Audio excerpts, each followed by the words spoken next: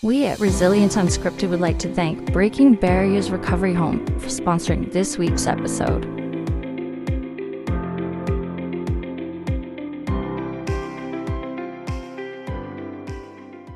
A special thank you to Tough Square Tobacco. What's the matter? I'm not having a good day today, Pesh. Not a good day at all. I think I have just the right antidote for you. A nice fresh cigar from Tough Square Tobacco. All better? Oh, yeah. This week's episode of Resilience Unscripted is sponsored by PK Law Group.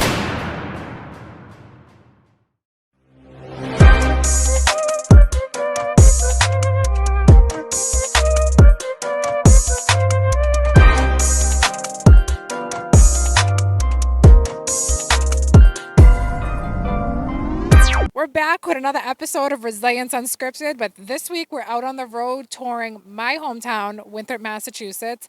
My name is Marissa Capone Todisco, and many of you know me as the host of Resilience Unscripted, but what you don't know is my story, and I'm here to tell you.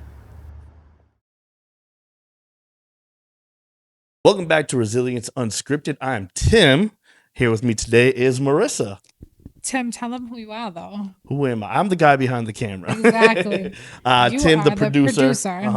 Yeah, I'm Tim, the producer. I do all the fun edits every week. This week, we're focusing on Marissa.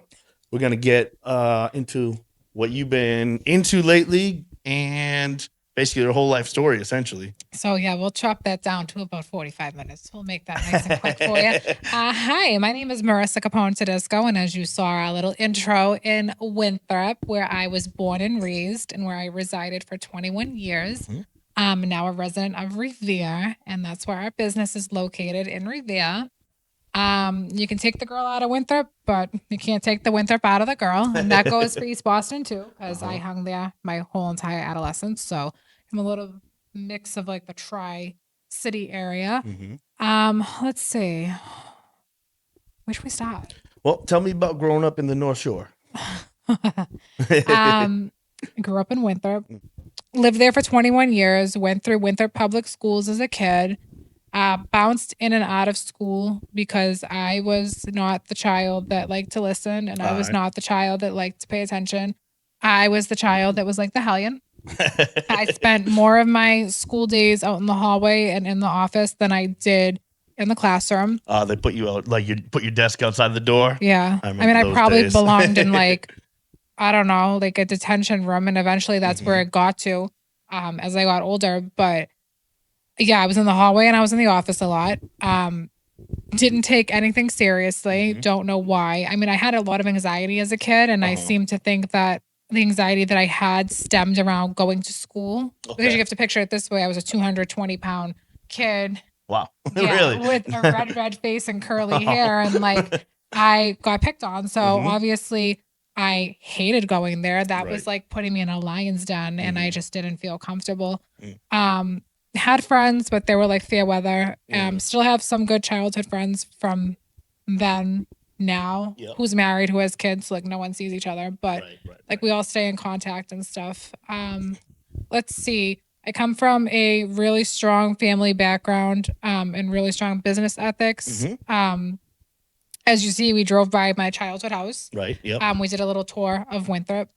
That childhood home was owned by my grandparents. The steel work on it was done by my grandfather. Awesome. So he fabricated steel. He was one of the largest steel companies in the North Shore of Massachusetts, which now my mother's brothers own the company. They took over after my grandfather died.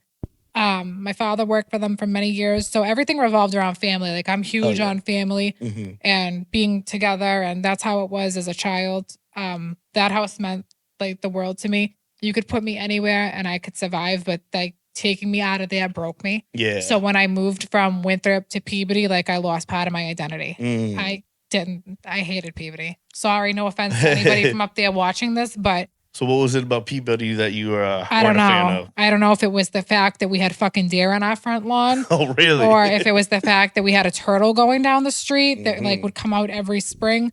Really? Like a big, huge old turtle. Swear to God, we named it Frank.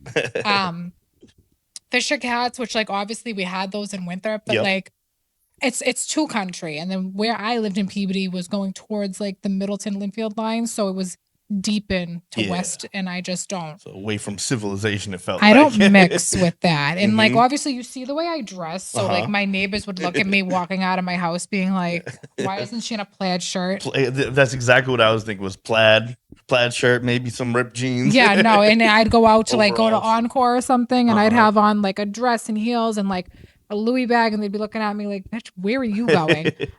So obviously like we didn't fit in because we're more like city style. Yeah. And it took my dad to get sick and retire to realize that like, no, we don't belong up there. He needs to be closer to the hospitals, number one. But number two, we're going back home. Right. Granted, Revere's not home, but it's fucking close enough. Close enough, yeah. But let's see. Growing up in Winthrop was challenging. Obviously, Winthrop was very cliquey. Like there was a lot of kids that were in football and hockey. Winthrop's a very big hockey town. It's known for hockey with Mike Arizioni. And the rink is named after him. So like it's very big for that. Cheering and stuff like that. I did none of that. Oh, I was going to say you did cheerleading. No, I was too Tell me about fat. that. I was too fat. Fun fact, I did. Did you really? I did when I was 12 or 13 for the Boys and Girls Club. Get out. Yeah, I was trying to get with the girl that was on the team. And they needed male cheerleaders. Was there a weight like requirement to anything? No, we had a couple of big girls on there. Okay, because they were bases for the most part. I think Winthrop was just like, no, no. But yeah, I did like competitive, not like on the sidelines cheering for the boys. I wasn't that kind of cheerleader. I was the guy doing the flips and holding the girls up. You know what I mean? Really? Okay, because I can't do a flip to save my life. But never hung with any of those kids. Always hung with the kids that were like getting in trouble, skipping school, probably starting to get juvenile records at that point. Like I didn't hang with anybody that was like of good nature. And I think that's probably where I found myself feeling comfortable because I didn't know anything but that. Right. You know, obviously there was kids I went to school with that had issues stemming from their home life, and I didn't have issues stemming from my home life, but I felt confident and comfortable enough to hang around with them that I didn't feel that I was being like outcasted, if that makes sense. Yeah. So I dropped out of high school. I believe I was a junior. Was I a junior? I think it was the year before I would have graduated. All right. Dropped out, got my GED. Went through a couple different certification classes. Event planning, which like if you've seen some of the events we've thrown, I'm one fucking hell of an event planner. Hell yeah. Let's see. We did event planning. I then went to Elizabeth Grady, which was in Medford, for makeup artistry. Nice. Had my own makeup and cosmetic brand from 2020 to 2024. Worked with a couple celebrities that were on reality TV shows. Nice. Partnered with them and did collabs. And it was great. It was something that I'd love to do. So like I got the knack for running a business, Right. but it wasn't the business I wanted to be in. Fun fact is I wanted to be a cop. How ironic. It's a little ruined now, but that's okay. Cause like, look at all the things we're learning. Like take the Karen Reed case, for example. Right. I watched that whole movie last night. So like, I don't even know if now's day and age with seeing how, and I'm not going to say all, but some, and I'm not going to say an alarming amount, we'll call it. correct. Conduct themselves that I don't think I would want to be an officer at this point. So I feel like what I do is kind of in the middle, right? Like I work with people who have mental health and addiction. Obviously, police and EMS and fire, I'm sure, see an overwhelming amount of people that have mental health and addiction crises throughout their career. So I'm kind of like right where I want to be. And in 2024, when I closed my lash and cosmetic business, I says, this is it. Like, I know I'm opening up a sober house. It was the first house we opened. I don't want to have two companies of two different types going. Right. It's very fascinating to many people that I owned a lash company. I don't know why, but it seems to be like a highlight of some people's day. Whatever. But yeah, I closed it and I went strictly into working in this substance use industry. And I started in 2022 attending North Shore Community College. Shout out to them. They run a great program. Got my recovery coaching certification, which is great, but it stops you to a point because I don't have the experience of picking up and using. I have the experience of watching other people do it. And I'm beneficial in helping in certain ways, but I can never tell you how you felt because I've never done it. Absolutely, So it's great that I have that under my belt, but Mhm. I wasn't stopping there. In school currently to get my license for drug and alcohol counseling. Awesome. Yep. So we're gonna finish that. So How's that going? It's going. It's fucking going. Okay, as long as it's going, I guess. You know, getting done what needs to get done can be challenging, Mhm. but the courses, like for someone who dropped out of school, Yep. I've been on the what do you want to call it? The dean's list. Okay. Several times. I That's was going to say the honor roll. It is kind of like the Same honor roll, idea, yeah. but I've been on the dean's list several times, and for me, that's an achievement because I never did that as a kid. Right, I didn't exactly. give a shit what my grades were. I didn't care. I didn't even care if I showed up. Like Mhm. what got me to start caring was I got in trouble for not going to school. My family was getting in trouble for not letting me go to school. Mhm. And like it had to like come to something that was like, all right, she's either gonna go or she's gonna drop out. And I was old enough to like the point where I could almost start making my own decisions. Right, And yeah. my decision was, fuck this, I'm not going back. Yeah. But to look now and be like, wow, I enrolled myself in college. I have 3 classes left before I can get my hours and, you know, move on to getting my license. But 3 classes, I've been doing it part-time for 3.5, almost 4 years.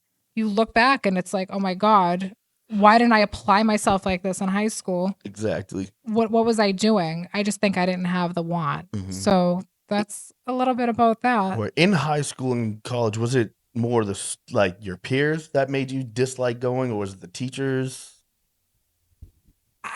I used to wake up every day and be like, I fucking hate everybody in this town. I Uh-huh. hate everybody around me. People are nosy. Their noses are in the chandeliers. Because like Mm. Winthrop was a very elite place to live. Uh-huh. I don't think Winthrop's as elite as it used to be, but Right. like when I was growing up, if you lived in Winthrop, like Mhm. you thought you really thought like Shit don't stink. yeah, I was Mhm. gonna say like think of Outcast Caroline, like Uh-huh. you know that's what people Oh, thought. right. Yeah, people thought they were Carolines, All right. and it was like people thought they were like uppity, right? Yeah. And like obviously my mother lived in East Boston. She was born and Mhm. born in East Boston. So was my dad, which was raised in Winthrop. He was raised in East Boston.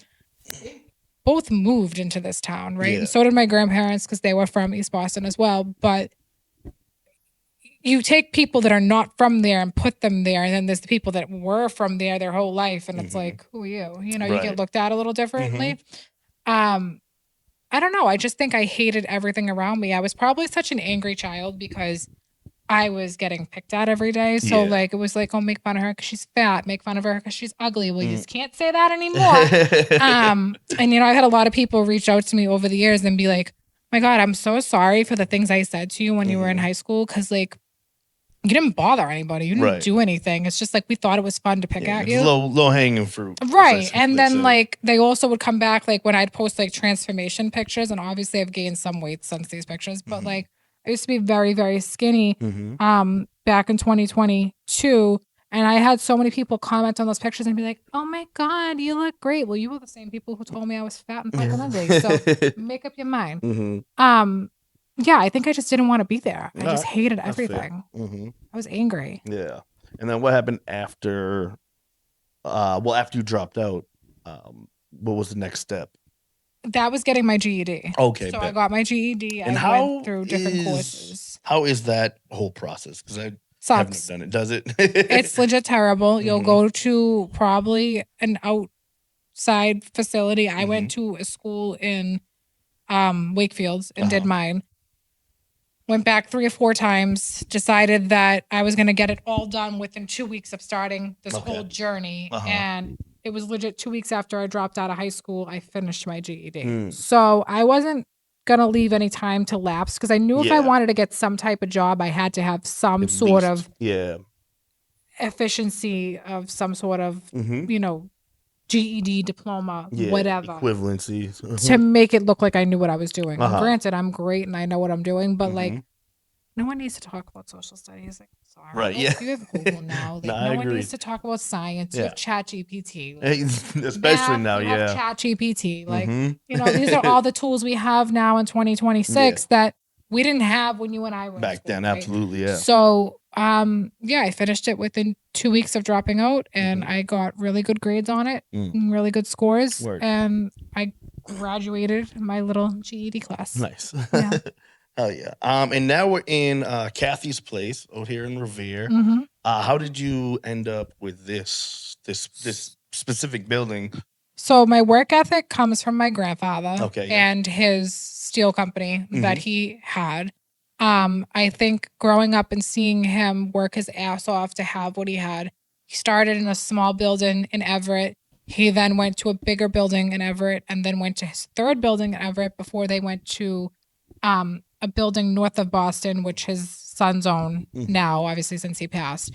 I watched him grow over the years, and I would always say, like, oh my God, my papa's so strong. Like, he owned a business, you know, he can get things done. Like, look, that's really cool that, like, it's his name on the trucks and it's his name on the sign. And, like, as a kid, and there's even a picture I'm probably going to have you insert in this, but, like, there's a picture of me holding his hand at the newest place that they still have. That, you know, if he was still alive, obviously it would be his, but his sons own it now. And it's me and him standing in a pile of dirt with a backhoe behind us. Nice. So, like, I watched him over the years do all this. And obviously my dad has a strong work ethic too. That's a different side of the family. But it's so strong that I knew if I wanted to do what I wanted to do, I wasn't going to fit in with a lot of people in this area, given different circumstances. I was going to have to do it on my own, my way. And I started looking for properties that would be identifiable to something that could fit a sober home. Worked with different real estate agents, worked with different homeowners. We did one in Lynn, which Lynn's great for many people, but it wasn't a match for us. Revere is more my speed. Like I said, Revere is it has a lot of similarities to Winthrop. Definitely, yeah. But it's not Winthrop. And then we found this location, which I want to be able to expand larger than 8 beds. I feel that if we want to serve as many people as we can for a competitive price, which I believe we may be the highest in this area, and it is because we're a smaller bed count, so it's more homey. But I feel like if I want to do something effectively, I'm gonna have to get a larger location for a smaller fee to be able to effectively help people, and that's my goal for 2026. Okay, word. Yeah. And you're gonna try to stay in this area with it? Definitely. I'm not fucking leaving. Never. Lifer. Awesome. For That's lifer. awesome. Hell yeah. Yeah. Like this is my home. Right. Maybe not necessarily here, but this area is home. Hell yeah. That's awesome. And what are we doing these days? I know you got the podcast, we got the this here. What are we doing these days? We have Resilience Unscripted, Right. obviously, where you and I meet with various different walks of life throughout each week. During each month, we have one dedicated episode to the girls' Those chat. are fun. Yep. It's always popping. We did a PJ one. Yeah. It's just, you never know what's going to happen with us, but we typically have men and women from anywhere from addiction to alcoholism, health and wellness, goal setting, things like that. Oh, speaking of goals, we have the women's meeting in East Boston. We do that on Tuesday nights, and that's to get women out and empowered and teach them that they can be confident in their own skin. They can have boundaries and goals, and they can achieve them. We do that as well. We have the Sober House, and obviously I talked about wanting to like rebrand a little bit. Yeah. What else? Me in school. Right. And then there's other things that are like in the works that I probably won't say because people love to copy. So fair enough. Yep. we'll just leave that for when it hits. But yeah, I mean, we have a lot going on and like a lot to look back at and be like, wow, this is the girl who hated to speak and had social anxiety. And now she's on a show every week, like talking publicly. That's crazy. Yeah. Because I never thought I'd break out of my own shell. Who am I now? You're the host. Exactly. So like I'm here every week talking nonsense sometimes in circles but until it makes sense. And sometimes that's what you got to do in life is talk in circles until it makes fucking sense. Hell yeah. That's that's a clip for the shorts right there. You just got to keep going and going and going until one day you decide that like, this is Land it. on You something. take it, you land on it, and you run with it. And that's what I tell a lot of the girls that come through this house. You know, it's going to be a merry-go-round until you decide to get off, right? So when you get off and you take it and run with it, then you can go do amazing things with it. Absolutely. Word. So looking back at 2025, where you going with that question, son? No, looking back at 2025, do you think that you met your goals that you may have had to start off the year? I think we surpassed our goals. Oh, that's awesome. Like, I'm not going to say that we surpassed them in any means financially because we're a small business and we only have one home. So let me start with that. Mm-hmm. And everyone, Financially isn't always the No. parameter for success either. but we surpassed them in terms of like expectations of the show, expectations of the meeting, expectations of events that were done for free for women in the community, giving back hats and gloves and being able to give 70 women and men, at one point we did men and women, warmth on their hands and their heads, hats and gloves. Like, that's a big thing. I mean, I'd love to be able to give 70 coats away. Like, that's something I'm hoping to do this coming year. But like, we're working on trying to like rebrand because every year things change. So it's like styles come and go. So do brands. Right, absolutely. Yeah. I have to link you up with my guy Brandon Grimes. I'll have him come on because he goes out to the community and feeds the homeless and brings food, That's gloves, stuff I and stuff wanna like that do. all the time. Yeah. So I think you guys would be We should, would be a dope collaboration. Because I had somebody donate a whole bunch of like hygiene products, but I'm also waiting to get we get a yearly budget basically from a huge brand around here. I won't say who. I'll tell you off camera, but we get a $500 gift card to be able to go and buy. So I need to get additional things that aren't in what this person gave me. I want to make the care kits that we gave out in 2024, and I'd like to be able to walk the Mass Ave area and give them out. Yeah, that's my definitely. goal. Oh yeah, word. That sounds awesome. Yeah. We have a lot of goals, and like the girls love to help and like volunteer, and that's huge because here they are struggling and they're trying to give back. Like that shows something. Right, absolutely. Yeah. That's awesome. And what about 2026? What is the goal for this year? Expand. Rebrand. Network as much as possible. Definitely. Meet the criteria of what we're trying to stand for. That's my goal. Hell yeah. Was there anything else you wanted to talk about? Did I miss anything? I don't know. I think just like going forward, we as a business, and I'm not even going to say as a business, I as myself strive to be better. So like every day you can be 1% better. And then by the end of the year, you're 365% better than you were the year Except for prior. leap year. Yeah, except for leap year. Then you're getting 364, but whatever, round it up. You can be better than what you were prior. And like you can take your experiences and you can learn from them and go forward. But what you can't do is go back and change the past. So like you're able to learn and grow. And I think each year being in business, I learn and grow in different aspects because everyone lacks something in a different area. So each year I take something and I apply it to where I lacked. And then I just learn to branch off from there. All right.